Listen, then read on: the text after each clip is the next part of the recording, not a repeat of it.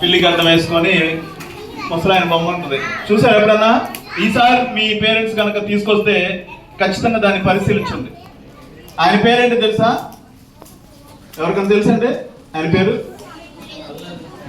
Wonderful wonderful, colonel Sanders. Colonel Sanders. So KFC బాగా ప్రపంచ ప్రసిద్ధిగాంచినటువంటిది, అర్థమైంది, బాగా ఫేమస్. దాని ఫ్లేవరే యూనిక్ ఫ్లేవర్, దాని రుచే చాలా ప్రత్యేకంగా ఉంటుంది. తింటే ఇంకా తినాలనిపిస్తూ ఉంటుంది మామూలుగా. ఓకేనా? కేఎఫ్సి, ఆ కల్నల్ శాండర్స్ అనేటటువంటి అతను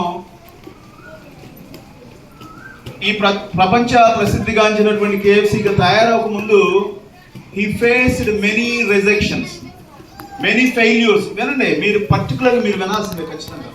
చాలా అపజయాల్ని కూడగట్టుకున్నాడు ఆయన. దాదాపుగా మీరు నమ్ముతారు నమ్మరు, వాళ్ళ మదరు ఒక రెసిపీ అంటే ఒక పాపం లాంటిది తయారు చేస్తే దాన్ని బేస్ చేసుకొని ఒక ఆహార పదార్థం వంటకం. ఇప్పుడు మనకి రిన్ సబ్బులు, సర్ఫ్ ఎక్సెల్, ఎలాగ వాళ్ళందరూ కూడా ఇంటింటికి వచ్చి మా సబ్బును కొనండి లేకపోతే మా క్రీమ్ని కొనండి అనేటటువంటి ఎట్లాగ గడప గడప తిరుగుతారో, ఆయన దాదాపుగా 1000 గడపలు తిరిగారంట. 1000 గడపలు తిరిగాడంట. అంటే 1000 గడపలు తిరిగినా కూడా ఆయనకి తిరస్కరణే. మాకొద్దు మాకొద్దు మాకొద్దు, తలుపు మీరు ముఖం మీద తలుపేసేవాళ్ళు అంట. అయినా ఆయన విసుగు చెందకోకుండా చూద్దాం, ఇంకా మనం అన్ని అపజయాలే కానీ ఇంకా మనం ఎప్పుడో సక్సీడ్ అవుతామని 1000 గడపలు తిరిగినా కూడా, 1000 ఇళ్ళు తిరిగినా కూడా ఫెయిల్యూర్ని మూట కట్టుకున్నాడు. కానీ ఫైనల్ డే అతను ఇప్పుడు కేఎఫ్సి అంటే ఇష్టపడినటువంటి వాళ్ళు లేరు.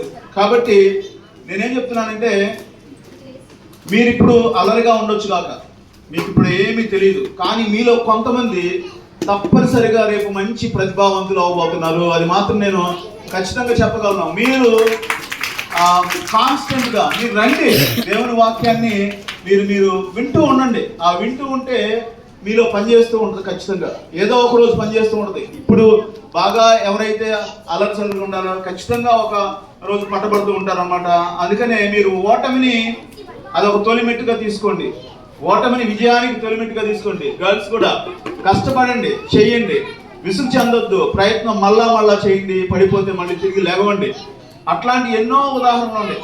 ఇందాక అన్నయ్య చెప్పారు, 5గురన్నా రక్షణ పొందాలి ఖచ్చితంగా. మీరు ఎవరి కాలంలో మీ జీవితాన్ని దేవుడికి కనుక సమర్పించుకుంటే అవి అద్భుతంగా ఉంటాయి. చాలా దృష్టాంతాలు ఉంటాయి. 14 రోజులు అమెరికాలో సభలు కంటిన్యూస్ పెట్టారంట. 14 రోజులు అమెరికాలో కంటిన్యూస్ సభలు పెడితే 14వ రోజు ఫైనల్ డేన ఆల్టర్ కాల్ ఇచ్చారంట. ఎంతమంది రక్షణ పొందారు అంటే ఎవరు లేదంట. ఒకే ఒక వ్యక్తి చేశాడంట.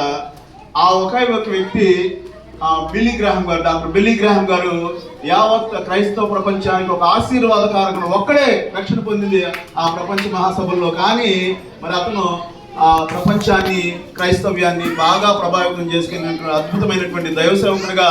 మరి అట్లాగే మీలో కూడా, మనలో కూడా ఎంతో మంది యువకులు అట్లాంటి దేవుని వాక్యాన్ని చేతబట్టుకొని మీరు 10 రోజులు దేవుని సన్నిధానంలో గడిపారంటే ఎంతో కొంత మీరు నేర్చుకున్నారు.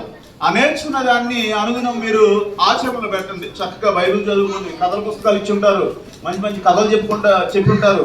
ఆ కథలన్నింటినీ సాధకం చేసుకోండి, ప్రాక్టీస్ చేయండి, మీ అభివృద్ధికి బాటలు వేసుకోండి చక్కగా. అర్థమవుతుందా? అందుకనే ఖచ్చితంగా మీ అందరినీ దేవుడు దీవిస్తాడు. మీరు ఈ 10 రోజులు ఎక్కడికి వెళ్ళకోకుండా చక్కగా మరి ఆ దేవుని సన్నిధానంలో దేవుని మాటలు వింటూ, మరి టీచర్ చెప్పినటువంటి అమూల్యమైనటువంటి మాటలు వింటూ మీరు క్రమంగా మీ జీవితాన్ని గురించి మీరు ఆలోచించుకోండి. మొన్న కూడా చెప్పాను నేను మీకు, ప్రతిరోజు మీరు ఏం చేశారు మీరు రాసుకోండి.